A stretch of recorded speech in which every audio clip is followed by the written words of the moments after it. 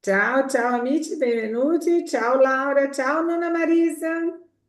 Ciao, Ciao, ciao Giulia, ciao Laura. ciao Ciao, ciao, Caterina, ciao.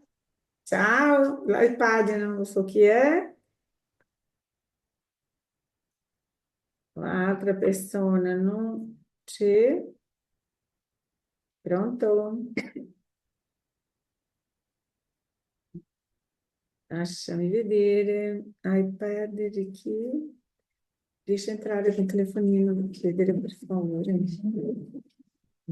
Concetta, è Giuliana. C'è- Sì, ma ha detto Mario, ha il tuo stesso nome. Il padre Bene. mio, Anna. Anna, era Anna che mancava. Sì. Giulia c'era.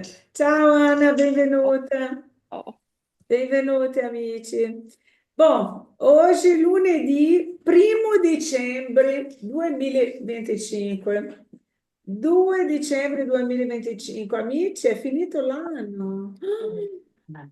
È finito l'anno, è stato così velocissimo che è incredibile questa. Anni scorso siamo stati da Dottor Fritz a Lisbona, Sì. a novembre. È incredibile che sia passato un anno esattamente così, questa velocità.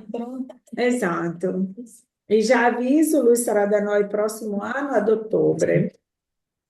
Già inizieremo a organizzarsi a ottobre e lui viene da noi già confermato, è tutto confermato dopo mezz'ora di silenzio, dopo che ho chiesto ansia, ansia, ma alla fine è tutto ok. Buon, benvenuti in questo lunedì 1° dicembre 2025, sono 17:02 alla Casa Semi di Luci per il nostro studio di lunedì, che è un nostro meraviglioso studio del Vangelo, dove sappiamo, diciamo sempre che è un alimento dello spirito, no? È un nostro alimento per lo spirito, questo studio del Vangelo. Noi siamo nel Kardecpedia, apriamo qui, come potete vedere, è semplice di entrare, ci sono tutti i link dei libri di Kardec su questo Kardecpedia, è gratuito, non c'è nessun costo, basta volere studiare che abbiamo tutto il materiale a disposizione. Noi oggi siamo nel capitolo Siate perfetti, capitolo 17, item 8, istruzione degli spiriti. Esatto, era quello Grazie amici. Ero in dubbio, ma siamo su istruzione degli spiriti del capitolo 17. Il dovere, abbiamo visto la settimana scorsa, abbiamo letto sul dovere. Qui ci ha dato tanti spunti, ci ha dato tanti spunti da parlare. E oggi vediamo cosa viene fuori con la virtù. Ma prima di questo facciamo la nostra preghiera. Signore Gesù, Padre amato, ringraziamo questa opportunità di studio, ringraziamo la spiritualità amica che ci circonda, che ci auxilia, che ci protegge, che ci intuisce sempre nella via del bene, che possiamo meritare il loro ausilio, che possiamo ringraziare sempre l'opportunità di lavoro in questa vigna che è una vigna di luce dove tutto bene che facciamo, noi abbiamo un ritorno di questo bene, sempre, sempre nella nostra vita. Ringraziamo la settimana che è finita, per tutte le esperienze che abbiamo potuto vivere. Ringraziamo per la settimana che sta iniziando, che possiamo sì stare attenti alle opportunità che la vita ci dona per cambiare noi stessi e fare tesoro e luce di tutto questo insegnamento di nostro Signore Gesù Cristo. Grazie Padre amato, grazie alla spiritualità amica, agli angeli guardiani, spiriti protettori di ognuno di noi. Grazie agli spiriti protettori di questa casa, semi di luce, che questa casa sia sì sempre una casa di luce. Grazie, Signore, così sia. La virtù. Inizi tu, Gai? Per Sì. favore. La virtù. La virtù al suo più alto livello è l'insieme di tutte le qualità essenziali che costituiscono l'uomo da bene. Essere buono, caritatevole, laborioso, sobrio, modesto, queste sono le qualità dell'uomo virtuoso. Purtroppo esse sono sovente accompagnate da piccoli difetti morali che le alterano e le sminuiscono. Chi ostenta le sue virtù non è un virtuoso, perché gli manca la qualità principale, ossia la modestia. Egli ha anzi un vizio completamente opposto, ossia l'orgoglio. La virtù veramente degna di questo nome non ama mettersi in mostra. La si intuisce, ma essa si rifugia nell'oscurità e fugge dall'ammirazione delle masse. San Vincenzo de Paoli era un virtuoso, il degno curato d'Ars era un virtuoso e molti altri, poco noti al mondo, ma conosciuti da Dio. Tutti questi uomini da bene ignoravano di essere essi stessi dei virtuosi. Si lasciavano condurre dalla corrente delle loro sante ispirazioni e praticavano il bene con totale disinteresse e un completo oblio di se stessi. Grazie, Gai. Solo un piccolo, prima che lui continui, solo un'osservazione. Io, per caso, tanto tempo fa, quando studiavo il Vangelo, che preparavo le conferenze, ero su computer che cercavo qualcosa, è venuto fuori do nulla per, per me la vita di questo curato di arte. Ho raccontato a voi una epoca in Rio Festejo, mi sa. È venuto per caso, ho detto, ma io già ho sentito questo curato di Arms, curato di Arms. Ho guardato la sua vita, è interessantissimo come ha vissuto, cosa ha fatto questo curato, cosa ha cercato di fare per il bene, per vedere quanto gli spiriti di luce i inviati da Cristo sono dentro di ogni posto dove devono essere per aiutare nella nostra evoluzione. E dopo, leggendo il Vangelo, ho visto dove c'era il curato di Arms. Ho detto, ma come mai la vita di quest'uomo viene a finire nelle mie mani così? Se avete curiosità, su YouTube lo trovate. È antico, una registrazione molto antica, ma è bello, vale la pena, principalmente perché è un che è nel Vangelo, quindi vale la pena conoscere. Penso che non, se non mi sbaglio, non è lunghissima la storia, non è un documentario, è un film proprio della sua vita, è un filmato, vale la pena guardare.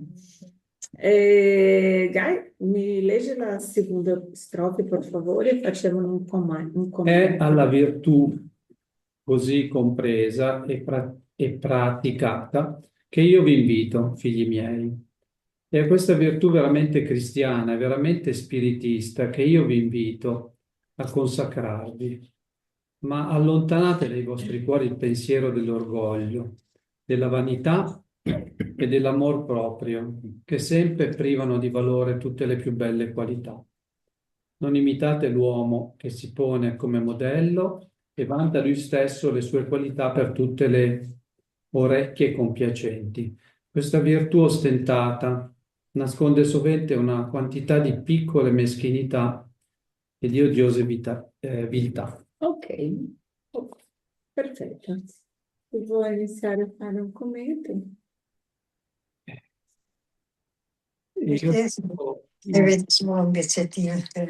Posso intervenire? La prima cosa che mi viene in mente così è che le virtù sono un risveglio dell'anima. nel senso che eh, per, per sentire le virtù, per aver voglia di fare qualcosa di bene per gli altri, bisogna essere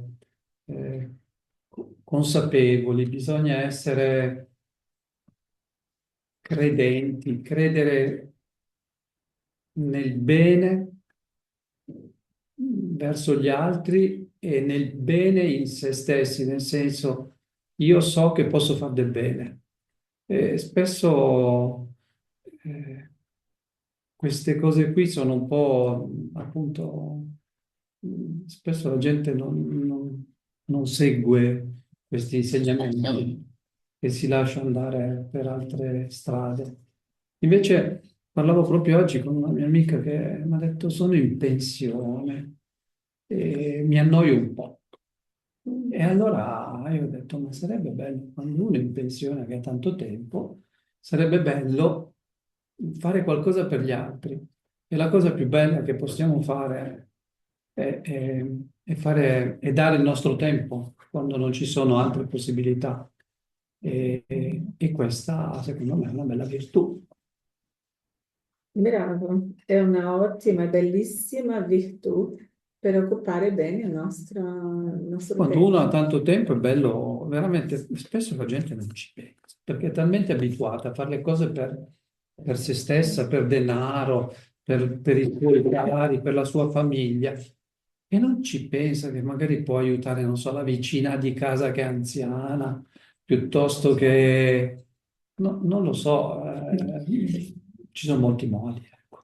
Esatto, hai detto una cosa giusta. Sono persone abituate a fare solo per se stessi o facendo solo per la famiglia, fa anche solo per se stessi perché è il suo nucleo, no? E quindi per dire, quando si trovano in una condizione che i figli vanno via o il marito non c'è più o Il viceversa, padrone non e c'è si più perché sono in trovano, pensione. sì, o perché per il lavoro si trovano senza uno scopo di vita, come se lo scopo della vita fosse solo con quella famiglia. Una cosa che ho sentito e cercherò di tradurre per voi è un racconto di Chico parlando della bellezza delle persone, i cambiamenti, tutti i cambiamenti importanti della propria vita che accade dopo 60 anni. Sì, È sì, impressionante. ce l'ho. È un cambiamento dopo 60 anni, devo 60 tradurre, anni, metterò la sì. traduzione. Che è bellissimo questo racconto. Cosa accade? Perché è un marco nella vita di tanti di noi, come 30 anni, 60. Sono un marco nella nostra vita, a quale tutti capovolge. Tante persone hanno con 60 anni la vita completamente capovolta. E lì non sanno cosa fare. È come se la vita stesse dicendo: guarda, fino qui hai fatto quello che hai potuto, o che hai fatto, o che non hai fatto, adesso devi cambiare fasi. E ti butta in un'altra situazione che ti vede, come un caso per esempio di una pensione, che le persone si vedono: cosa faccio adesso della mia vita? Cosa faccio con il mio tempo? Cosa faccio con questo tempo che ho libero? E lì tante volte non pensano che possono fare qualsiasi cosa che Qualsiasi la cosa. vita, o anche fare cose che piace a se stessi e che non ha mai fatto. Anche quello è una cosa che si fa bene a te, deve essere fatta, no?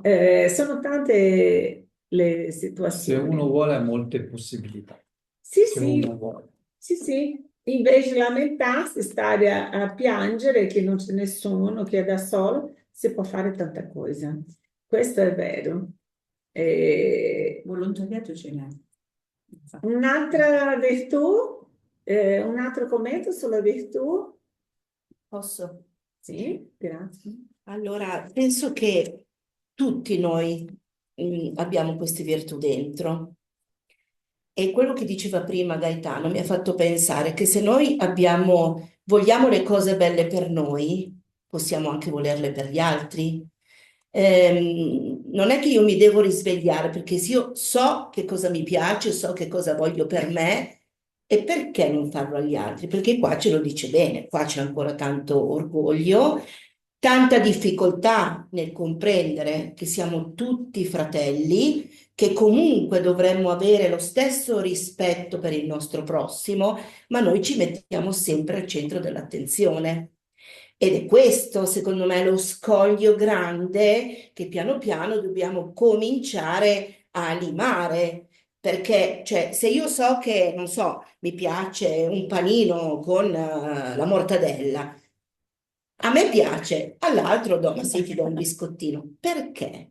Perché c'è questa cosa che io penso per me. Quello che diceva lui prima della pensione, concordo perfettamente, e ho notato che ultimamente molta gente che va in pensione va in depressione, cioè è come se si trovasse in una situazione di caos, No, di vuoto, perdita di un'identità. perdita di Perdita un'identità. di un'identità. Ma non hanno, cioè non si ha quella voglia di dire, ok, faccio qualcosa che mi possa aiutare, perché questo faccio qualcosa, ti dicono, però sono in pensione e mi devo riposare.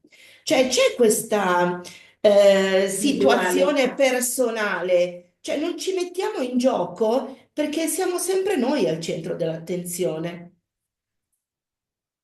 E poi nella parte seconda, nella seconda, il secondo paragrafo che ha letto, cioè ti spiega veramente come fare questo, come essere una persona migliore, cioè non devi avere la voglia di sentirti importante più di un altro, di prevaricare su un altro perché tu ti metti a fare del bene. Come dicevi tu, questo curato d'Ars, nessuno sapeva che cosa faceva.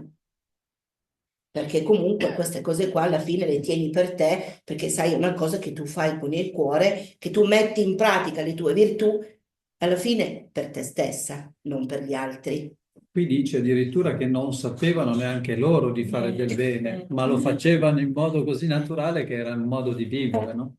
Sì, è quello che hai detto tu, fare il bene per il bene, è un riassunto di quello che hai detto, fare il bene per il bene. Dovevamo abituarsi a fare il bene per il bene, non perché, essendo bene una virtù innata in noi, come ha detto le Stefi, possiamo fare queste cose se pensarci, ah, non faccio perché faccio perché Dio mi darà in ritorno, faccio perché... No, faccio perché me la sento di fare, faccio perché a me fa bene e non faccio neanche aspettando che l'altro dica un'altra sopravvissuta. Non faccio neanche per dire faccio perché, come si dice, ho perso il filo. Senza aspettare che Non è che faccio aspettando che l'altro dica grazie, perché questa aspettativa è meglio non fare. Se io faccio aspettando che l'altro riconosca quello che ho fatto io, è meglio non fare, perché lì c'è la decepzione, perché la spiritualità ci mette anche in questa condizione di fare e tu fai perché aspetti che l'altro ci ringrazi. Se non è nato nell'altro ringraziare, perché un normale sarebbe avere questa, se qualcuno fa qualcosa che a te piace, dici no, ma grazie. Tante volte ringrazio anche delle cose che è semplicissima, no? Come una volta una signora che lavorava da me tanti anni fa, un po' di anni fa, io l'abitudine, tutto che chiedevo a lei di fare, diceva, ah, ma grazie, grazie, un bello giorno lei si ferma, d'un umore, si gira e dice, ma perché tutto il tempo che faccio le cose devi dirmi grazie? Io sono pagata per questo. Io mi sono, sai come prendi quella, al mattino presto, prendi quelle, io ho detto, sì, lo so che ci pago per questo, ma a me è una cosa così innata, se qualcuno fa qualcosa per me, non sto dicendo perché sei obbligata a fare perché ti pago. Ma adesso mi è venuto un ragionamento, un ragionamento che non ho mai avuto in tutti questi anni per capire. Sì, adesso ok. Sì, a lei vedeva quello, faceva quello perché era pagata. Olha l'altro lato. Non devi ringraziarmi perché io so faccio, perché tu mi stai pagando. Io faccio quello che sono pagata per fare. Invece così Tu bello. invece devi oltre. Che incredibile adesso, non ho mai fatto questo ragionamento nel suo modo di vedere la cosa. E è come dire, mi può fare per favore, mi puoi pulire qui questa bancata, no? E lì c'è una Madonna con un vaso di fiori. I fiori erano tutti secca, ma non ho chiesto di cambiare i fiori. Questa qua è andata in giardino, ha preso le fiori, ha cambiato l'acqua, ha lavato un vetro e ha messo le fiori. Si dice grazie. Questa è un'altra persona, un'altra situazione. Non è che devi dire, ah, io sono pagata per... No. E quindi ci sono persone e persone. Ma una cosa che è molto chiara qua, quando parla di questa virtù, è giustamente di non esaltare la virtù. Perché a partire dal momento che la virtù è esaltata, cosa acontece? La alteriamo e è sminuita. No? Perché? Perché viene con l'orgoglio. Cambia. Ma come la carità, dobbiamo sempre ricordarsi che è meglio fare, anche se non siamo ancora, non facciamo ancora per fare, perché è nato in noi. La spiritualità sempre dice, anche se fai visando qualcosa, ah, però lì sono andato perché c'era gente che guardava. È meglio anche fare do che non fare. Sì. Non c'è? Io voglio dire, quando te metti un perché alle cose che fai, come dire anche io ti amo perché, sei già fuori strada, Sì, è vero. perché lo fai già per uno scopo, no, ti voglio bene e basta, faccio questo perché sei mia amica, no, lo faccio. Se Perfetto. metti un perché, Lì già inizia a perdere la bellezza del fare, no? Bello. Ok, andiamo avanti. In pratica, l'uomo che si esalta da solo. La cosa che mi è piaciuta di più è la parte umana, così come ha detto Gaetano, loro stessi non sapevano che erano virtuosi, perché facevano perché era un modo di vivere loro, con un grande cuore. Ma la cosa più bella è che quando lo fai con quel sistema lì e hai già escluso di avere un ritorno dal mondo, ma conosciuti da Dio, cioè è Dio che ti riconosce. Se hai un giudice è quello lì. Quindi quando se c'è un perché lo fai per Dio, in sostanza, no? Secondo me la cosa bella è quella, cioè ricordarsi che comunque c'è sempre qualcuno che vede e che è il capo, è il più importante che deve vedere. Sì, sì, ci ricordiamo e dobbiamo ricordare sempre che noi siamo sotto la legge di causa e effetto.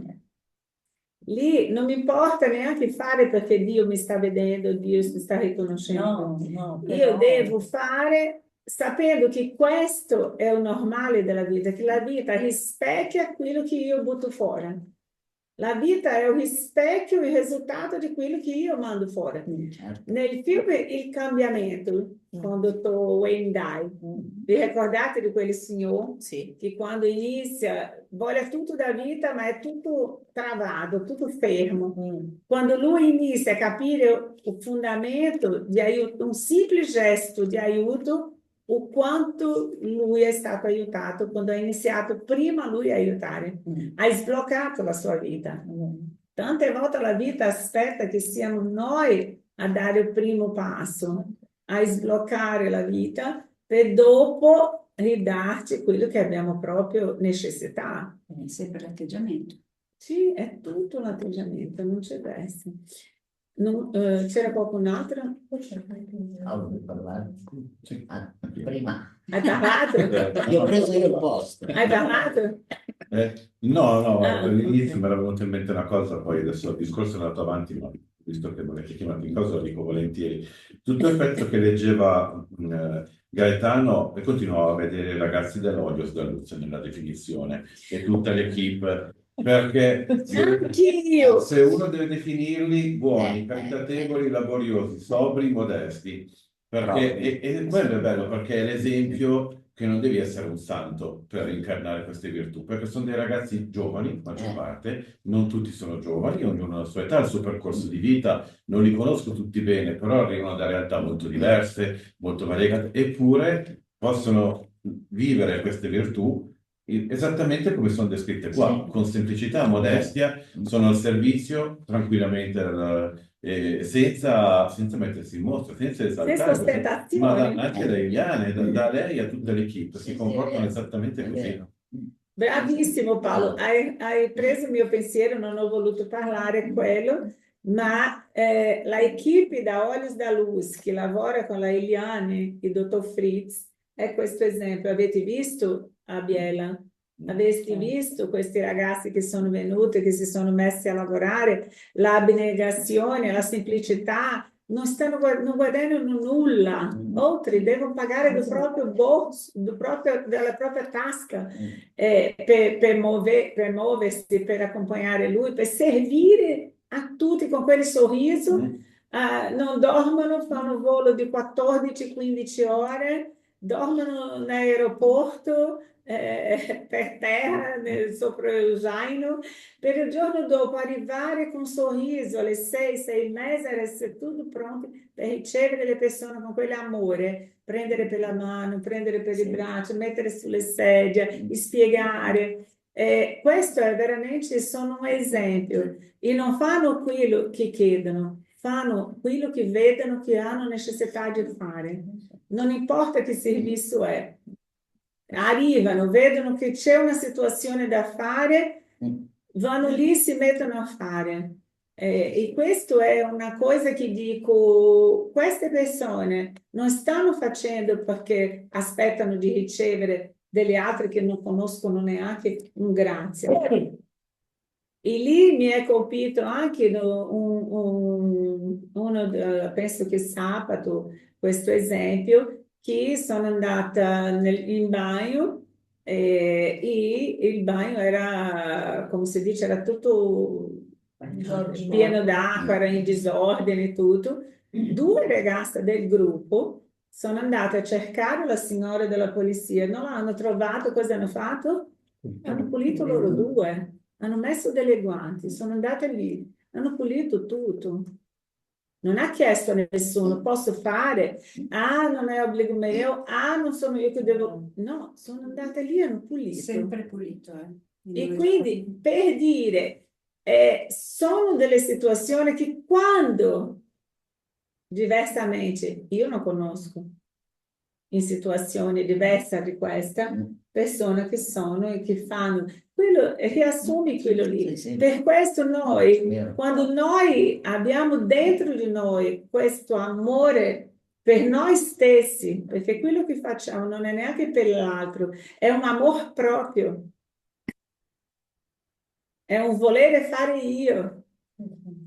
Come quella medica che è uscita tutta la notte lavorando all'ospedale, a un mattino era lì alle 7:30, ha lavorato con noi fino alle 3 quando è finito. La sua mamma mi ha chiamato, ha chiesto di portare un'acqua dentro a lei, che né acqua avevo bevuto. E quindi sono situazioni, come dici qua, sono delle virtù compresa a pratica, alla pratica di questa virtù, alla pratica di questa virtù. È incantevole l'esempio che hai fatto, ho approfittato a tutti voi che siete online per dire, penso che sono situazioni, non lo so voi se siete abituati con questo tipo di abnegazione, principalmente essendo giovani, no? Sono la grande maggioranza, no, metà e metà lì. C'era anche quella di 90 anni che è andata a fare i passi, ha chiesto di fare i passi a 90 anni, perché tutta la vita ha lavorato con passi, ha chiesto di andare a fare i passi. Quindi è un amore incondizionato, non ricevono nulla in troca. No? Mi leggi per favore, Paolo? No, aspetta un attimo, chi c'è qua? Lasciami vedere. Ah, c'è l'Alessandra, c'è la Pinuccia. Guido, mi leggi per favore? Ciao Ale, ciao Pinuccia. Ciao, ciao a tutti, le altre ho già salutato. Rosalba, sentiamo la voce di Guido un attimo. Dove devo leggere? In questi qua, in pratica, In pratica l'uomo che si esalta da solo, che innalza a un monumento la sua stessa virtù, annulla per questo stesso fatto tutti i meriti effettivi che può avere. Ma che dire di colui il cui valore è solo quello di apparire quanto non è? Io voglio pure ammettere che l'uomo che fa il bene senta nel profondo del cuore un'intima soddisfazione, ma quando questa soddisfazione si esteriorizza per ricevere degli elogi, degenera in amor proprio. O voi tutti che la fede spiritista ha riscaldato con i suoi raggi e che sapete quanto l'uomo sia lontano dalla perfezione, non commettete mai una simile stoltezza. La virtù è una grazia che io auguro a tutti gli spiritisti sinceri, ma io dirò loro, meglio meno virtù con modestia che tante con orgoglio. È per l'orgoglio che le generazioni, l'una dopo l'altra, si son perdute ed è con l'umiltà che esse dovranno riscattarsi un giorno. grazie Guido. François Nicolas Madeleine, Parigi, 1863. Messaggio inviato. Quando dici la virtù è una grazia che io auguro a tutti gli spiritisti sinceri, non sta dicendo solo quelli che studiano, ma a tutti coloro, principalmente a chi già ha la consapevolezza, ovvio, ma a tutti coloro che si interessano per lo spirito, per la esistenza dello spirito che è o che è la legge di causa e effetto, a quale noi siamo sottomessi, perché sottoposti, perché non c'è da essere. È questa legge che ci regola, no? Di causa e effetto. Tutto che faccio la vita, essendo magnetismo puro, essendo un specchio, tutto ciò che io metterò fuori ritornerà. I superiori, grazie a Guido, superiore e l'inferiore. Ale, vuoi leggere per favore? L'autorità, come la ricchezza, è una delega di cui chi ne è investito dovrà rendere conto.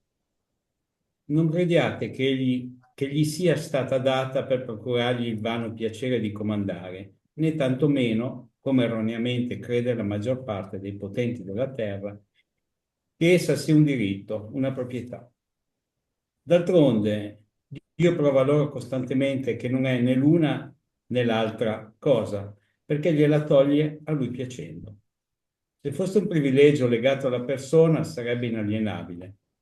Nessuno può dunque dire che una cosa gli appartiene dal momento che gli può essere tolta senza suo consenso.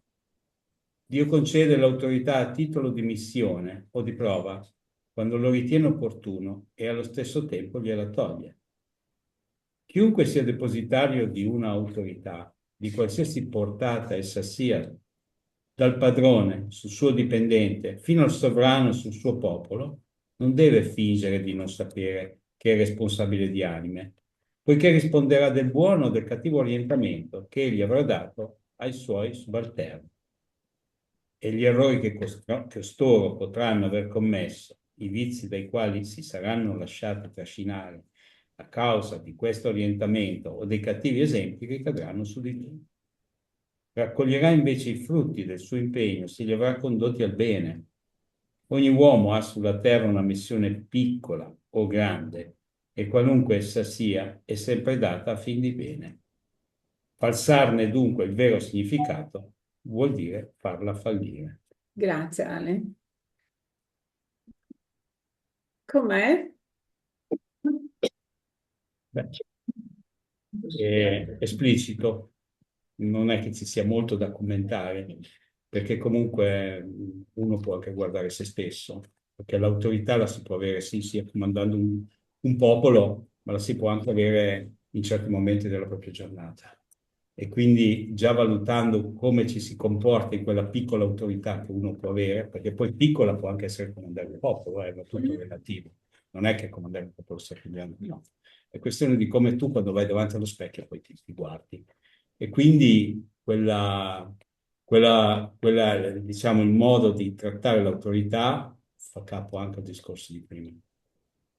Perché sicuramente se una persona va col suo sacchetto dell'immondizia, gli piace, perché a lui piace andare in un posto che non ci sia immondizia in giro e la raccoglie, quella è una sua scelta. Non se la può prendere con chi la butta, cioè può esserci una formazione, ma quello che la butta avrà i suoi motivi e tu hai i tuoi motivi, qui ti sei messo alla prova. Un piccolo esempio, grazie. Che dobbiamo ricordarsi di mettere in pratica. Sì.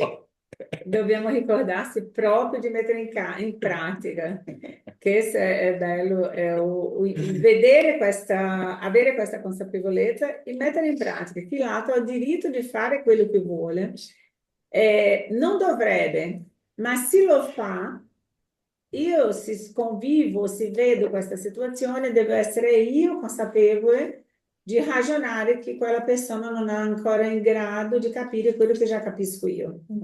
E è lì che devo rispettare, respirare, perché non posso trascinare a me una difficoltà di vedere un politico, qualcuno che ha il potere di fare il bene e fare il male. Un'autorità che è stata messa in un posto di autorità che dovrebbe proteggere, essere quelli che massacrano. E quindi è lì che se io sono sotto questa situazione, che nessuno di noi è libero da questo, e della ingiustizia dell'autorità, sia di che sia, io devo capire che prima io sono lì per un motivo, che nulla è a caso, e secondo, come reagirò a quella situazione. Un esempio sono due esempi diversi, ma comunque uno, noi sappiamo da vita di Napoleone Bonaparte.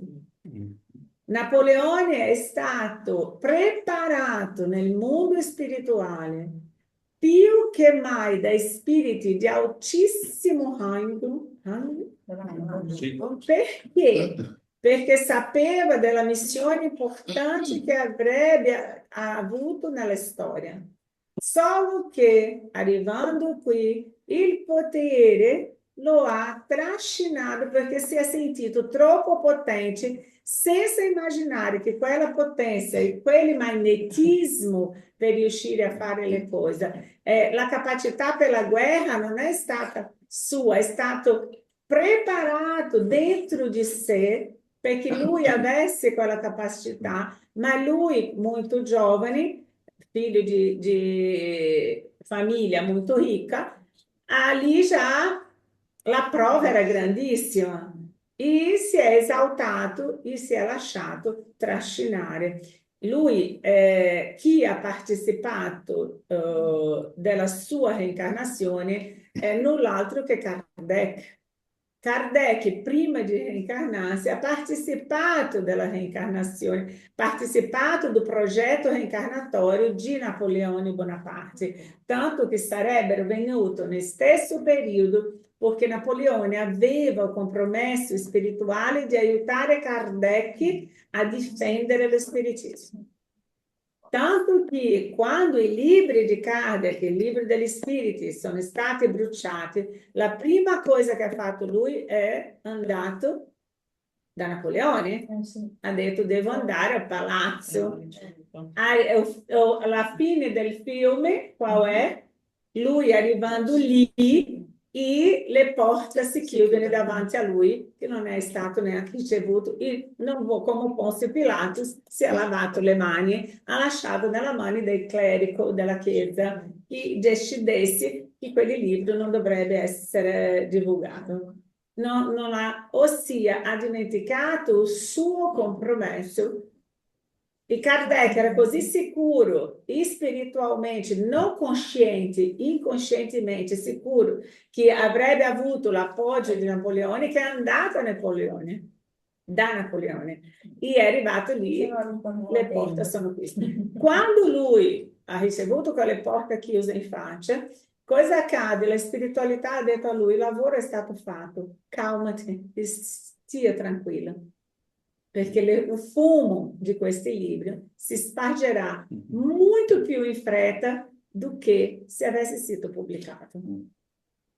Quindi anche del male la spiritualità fa spargere un bene. Per questo non dobbiamo mai dubitare di quello che la spiritualità fa, anche se noi non abbiamo la capacità di vedere quello che la spiritualità sta avendo oltre noi stessi. È un momento di fermare noi e dire, oh boh, c'è qualcosa accadendo, io devo aspettare che finisca, non devo intromettermi perché posso interrompere qualcosa che deve accadere per bene. E quindi non devo interrompere un processo, devo aspettare e fidarmi della spiritualità. E lì, secondo esempio, Gesù, con tutte le ingiustizie che ha subito, si è ribellato? Cosa pensavano i discepoli? Cosa ha pensato Giuda quando ha consegnato Gesù? Che Gesù si avrebbe dato a immolare in quel modo? Avrebbe chiamato cielo, tutto il cielo, tutti i fulmini, tutti i terremoti, tutti i vulcani della terra a fare con che quelli lì fossero tutti distrutti. E lui dimostrasse il suo potere di figlio di Dio, perché uno che faceva quello che faceva lui, le guarigioni che faceva lui, il risuscitare, perché il caso di Lazzaro è stato risuscitato, è l'unico caso, è stato quello di Lazzaro, perché? Perché doveva essere così, perché il corpo non era deteriorato ancora, il corpo è stato mantenuto dalla spiritualità in un punto, fermato la sua deteriorizzazione in modo che potesse riprendere il proprio corpo. Ok? Per vedere che il potere di Gesù era sulla vita e sulla morte. Per vedere che il suo potere era così grande che essere arrestato, se lui volesse, poteva fare diversamente. Ma non ha fatto, perché se avesse fatto, avrebbe scoraggiato noi a subire sofferenza, avrebbe scoraggiato noi a subire la, come si dice, ingiustizia, che è quello che abbiamo visto qua, avrebbe scoraggiato noi a continuare. Come tanti oggi, come scusa per non accettare la sofferenza o questa situazione, cosa dicono? Cosa dicono? Non era all'altezza. Io non sono Dio, io non sono Gesù.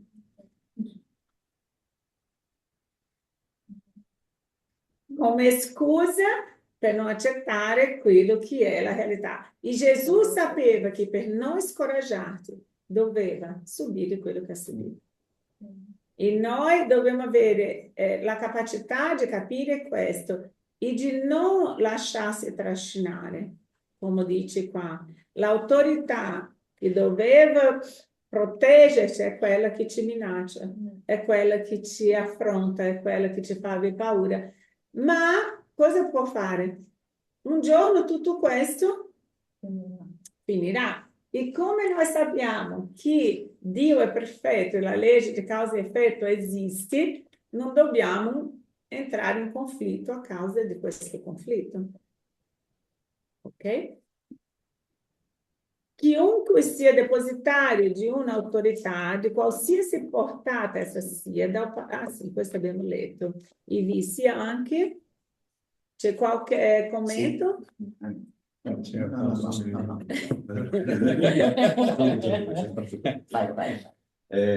Sì, questo passaggio secondo me è l'ennesimo passaggio che ci ricorda che non c'è distinzione tra la vita spirituale e la vita materiale. c'è solo la vita spirituale, che poi può essere temporaneamente incarnata nella materia oppure no, perché qua proprio uno dei passaggi che mi ha detto, vediamo se lo ritrovo al volo. Ah, quello che stavi leggendo, adesso, chiunque sia depositario di un'autorità, di qualsiasi portata essa sia, dal padrone al suo dipendente, fino al sovrano e al popolo, non deve fingere di non sapere che è responsabile di anime. E lì il punto importante, che tante volte con questa distinzione lo facciamo, ah ma no, c'è vita materiale, vita spirituale, dentro e fuori, preti e laici, sembra sempre che c'è un terreno dove si può fare quello che si vuole, perché intanto lì è la vita materiale, e invece è lì proprio che si sbaglia di più.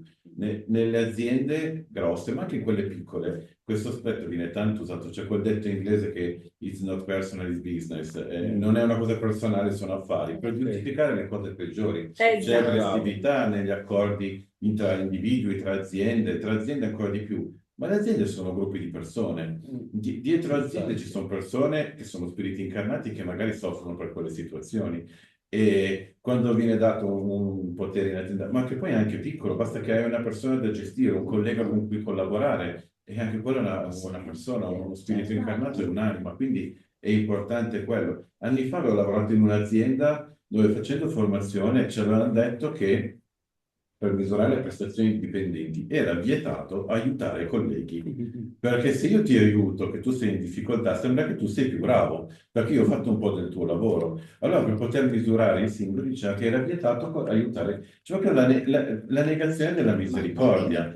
E quindi bisogna fare attenzione a queste situazioni, perché dice ma no, lì è solo lavoro, e in realtà non è solo lavoro. L'ha detto Liliane nella conferenza, che ha detto che la Terra è un pianeta fatto per ospitare spiriti. Poi possono essere incarnati oppure no. E quindi quando aveva fatto il tema della conferenza, che era preservare l'ambiente della Terra, e era con riflesso anche ecologico, ma un'ecologia spirituale, dove i nostri pensieri, comportamenti, sentimenti inquinano su un piano di vista spirituale. E quindi è questo qua che ci dice qui, attenzione, che non c'è un ambito dove lo spirito non è coinvolto, lo spirito è coinvolto sempre. Ci sono degli ambiti dove non è coinvolto il fisico, ma lo spirito sempre.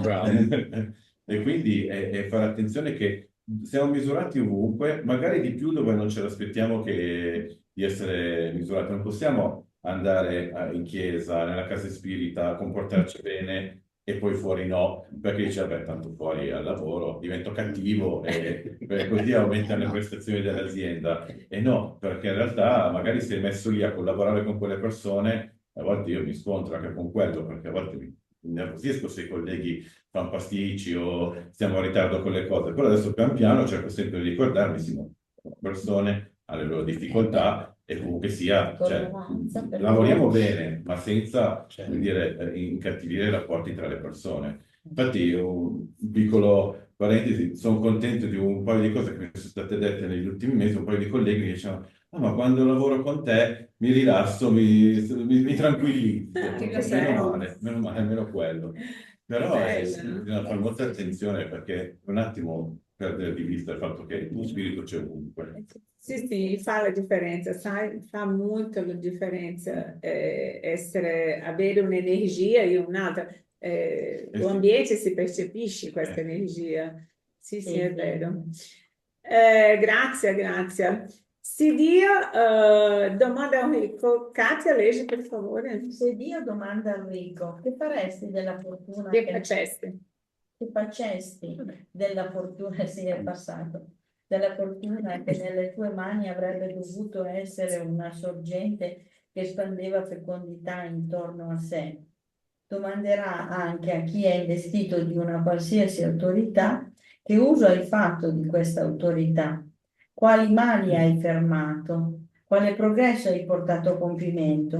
Se io ti ho dato dei subordinati, non è stato per renderli schiavi della tua volontà, né docili strumenti dei tuoi capricci o della tua ambizione. Io ti ho fatto forte e ti ho consegnato dei deboli perché tu li sostenessi e li aiutassi a salire verso di me. Il superiore che, investito di autorità segue le parole di Cristo, non disprezza nessuno dei suoi sottoposti, perché sa che le differenze sociali hanno importanza davanti a Dio. Scusate, no, infatti non aveva senso. Non hanno importanza davanti a Dio. Lo spiritismo gli insegna che se oggi alcuni sono ai suoi ordini, essi hanno potuto comandarlo in passato o lo potranno in futuro e sarà allora trattato come lui stesso ha trattato loro.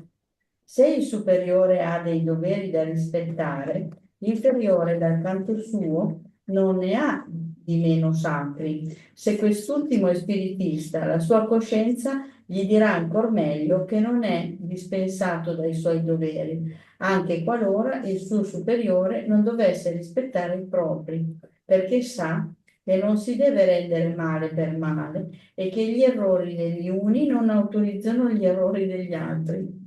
Se egli subisce una certa condizione senza dubbio, sa che se la merita, perché lui stesso potrebbe aver abusato un tempo della sua autorità e sa che deve a sua volta soffrire i disagi che ha fatto soffrire agli altri. Se è obbligato a subire una certa situazione, anziché trovarne una migliore, lo spiritismo gli insegna a rassegnarsi, quale prova d'umiltà necessaria al suo avanzamento. È guidato nella sua condotta dal suo credo e si comporta come vorrebbe che i suoi dipendenti si comportassero se fosse lui il capo.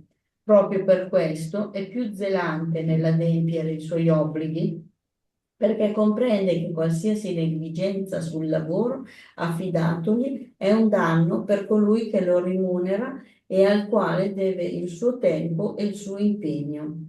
In una parola, egli è sollecitato dal sentimento del dovere che gli viene dalla sua fede e dalla certezza che ogni deviazione dal retto cammino è un debito che dovrà pagare più tardi.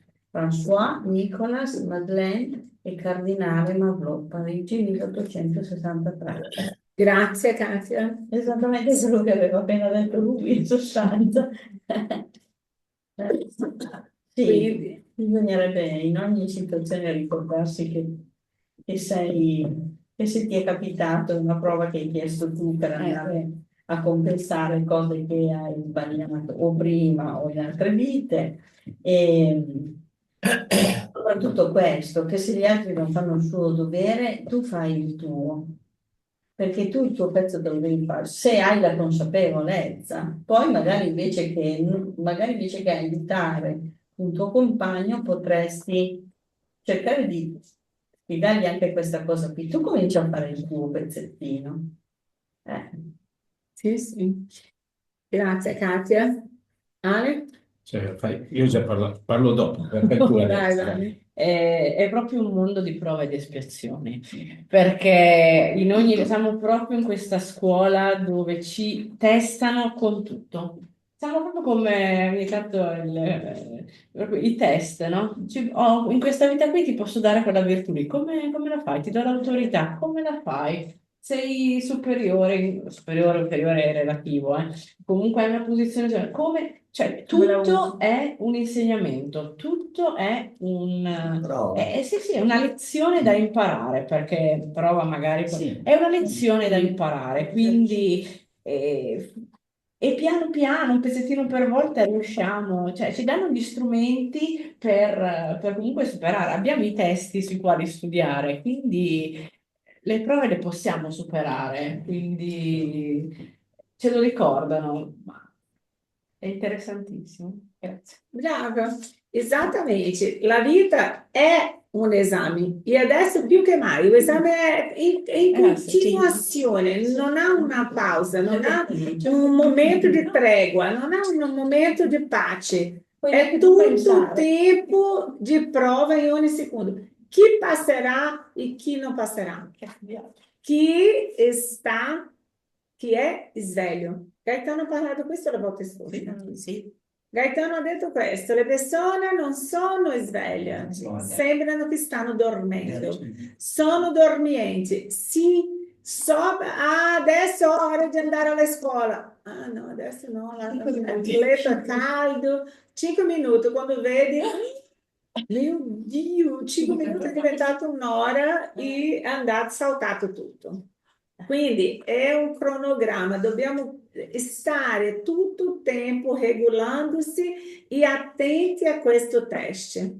E se io non sono sveglia, se io non sono attenta a quello che sta accadendo, gente, vi ricordate di, come si dice, avevo prima pensato in un esempio di Gesù che ha detto, qua, adesso non mi viene, avevo pensato mentre Reggere il male per il male. no, dai, il cavo nella sua volontà, nel dosso non aprisce. No, mi è venuto anche l'esempio di Valdo Franco, vi ricordate di quella storia di quella sua amica, quando disincarnata, quella psicografia che ha fatto di quella madre, che la figlia è andata a finire nell'Umbrao, che era una lavandaia, e la figlia si è formata in professoressa e ha abbandonato la madre, non voleva neanche che venisse alla sua formatura dell'università perché era una lavandaia e lei aveva vergogna della sua madre, non l'ha invitato e la madre ha lavorato soldo per pagare l'università, perché comunque era un'università che doveva cara con libri, doveva, e si faceva lavare in quel periodo, la lavandaia andava a casa a prendere è una storia vera di questa signora che conosceva Rivaldo. E quindi questa ragazza è andata a finire nell'Umbral e la madre, già disincarnata, è andata a visitarla, ha chiesto di visitarla, la figlia non ha neanche conosciuta perché era in stato di pazzia.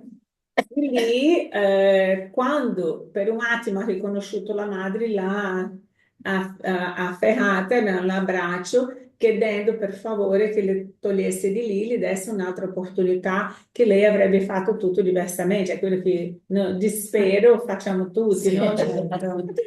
Cambio tutto, hai 2 attimi ritorna tutto, no? E quindi in quel momento la figlia ha chiesto alla madre questa opportunità e la madre commossa con tutti l'equipe del nostro là, la madre commossa ha detto non si preoccupi, io chiederò al nostro mentore, né, di nostro là, che io possa reincarnare tu nuovamente e venire come mia figlia. Il mentore ha detto non prometta quello che non potrai compiere, compiere. No, promettere quello che non potrai compiere. Noi la aiuteremo, ma non come pensi lei. In questo momento dobbiamo solo togliere di qua. Dopo che erano tutti già ambientati e posati bene, cosa accade? È stata programmata la reincarnazione di questa ragazza. Come è stata fatta? La madre è venuta ricca, una donna di possi, e la figlia è venuta come impregata a casa sua, donna di servizio. È stata contrattata per lavorare come donna di servizio.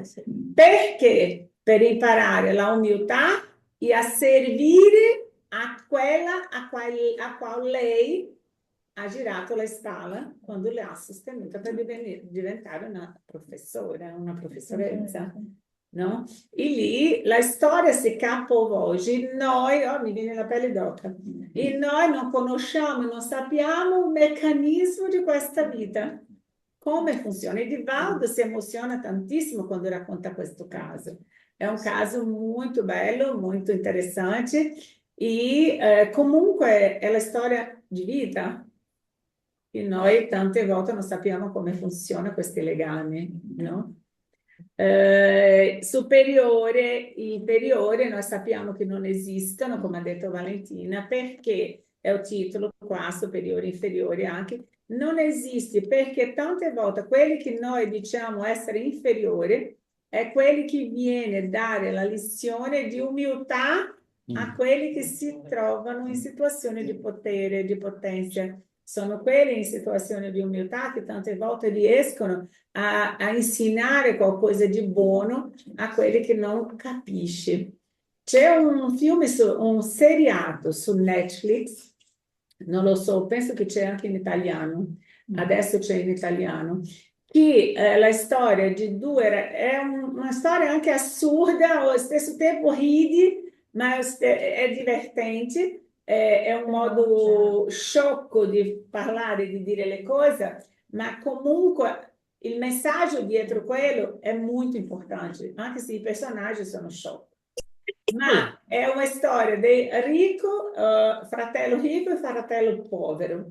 Due ragazzi che nascono nello stesso giorno, nello stesso ospedale, uno è di famiglia ricca e un altro della famiglia povera. Cosa accade? La infermiera in quel settore, in quell'orario di cambio, lei arriva dopo carnavale e lì era un po' per fare. A un certo momento l'altra gli consegna la pulserina di mettere nel bambino, lei guarda e dice: "Qua è il mio, adesso non lo so qua, un bambino devo mettere la pulsera, va bene questo." Metti quelle lì. E loro sono andati in famiglie diverse. Uno è vissuto come ricco, l'altro è vissuto come povero. Nell'età di 30 anni si scopre che loro sono stati scambiati. E lì la madre ricca vuole andare a trovare suo figlio. Quando scopre, loro erano proprio, non si beccavano uno con l'altro. Questo si è arrabbiato perché la madre ha parlato con il padre, perché questo che era povero viveva dicendo che voleva essere ricco e che non accettava la condizione di povero, che lui era lì nella povertà, ma lui non si è mai sentito povero, si sentiva come un ricco, pensava come un ricco anche se era povero. E quindi quella situazione là era soberbo, trattava i suoi funzionari nell'azienda di famiglia, era bravissimo, è arrivato a mettere l'azienda proprio quello che il papà, che non era suo papà, ha fatto, lui ha portato l'azienda bene. So che lui, cosa accade? Era uno che era tutto fighetto con il telefono, con Alexia là, Alexia qua, era tutto robotizzato e trattava il funzionario della peggior maniera possibile, trattava i suoi funzionari. E lì, quando si scambia questo, il papà di quelli che si sentiva ricco, che era un umile e anche un pieno di scosciatoie per arrivare a avere soldi, alla fine, sapendo di tutto, loro combinano, la madre di quelli con l'altro, di scambiare loro di una volta, toglie quelli ricchi dall'azienda e manda lui a vivere con suo padre, che era da solo. E questo va a vivere con la madre che era ricca. Wow, cosa fa quella lì? È fuori di testa. Alla fine, il vero scopo di questo film è fare con che quelli che era soberbo conoscessi, perché va a vivere in un condominio dove c'erano dall'azienda che lavorava lui.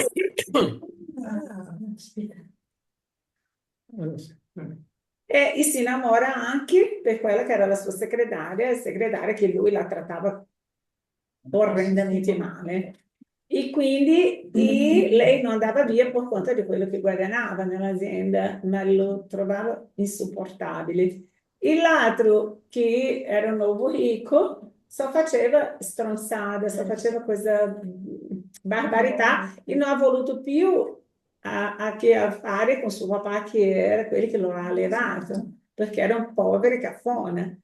E quindi lui non lo voleva neanche vedere, lo ha espulsato, ha mandato via, quella cosa tutta. E alla fine si capisce o quanto tutte e due hanno imparato in quelle situazioni diverse.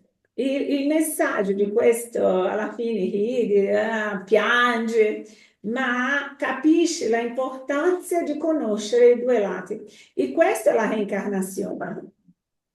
Lì è il meccanismo della reincarnazione. Sì, giusto.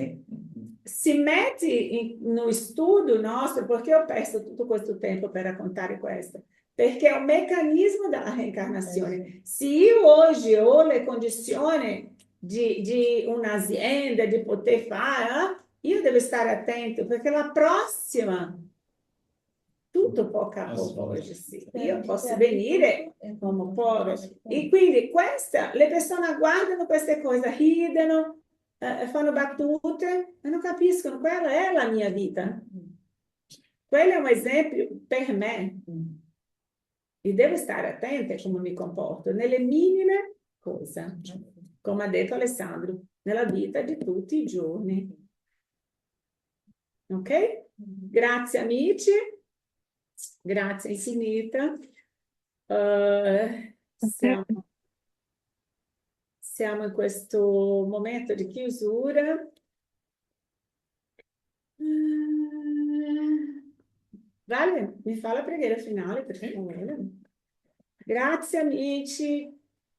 Ringraziamo gli spiriti che sono stati qua con noi, li ringraziamo e gli chiediamo di portare nelle nostre vite di tutti i giorni gli insegnamenti che la spiritualità ci ha comunicato oggi, le virtù, i buoni esempi, l'essere sempre una persona da bene, un cristiano in tutte le sue forme più pure.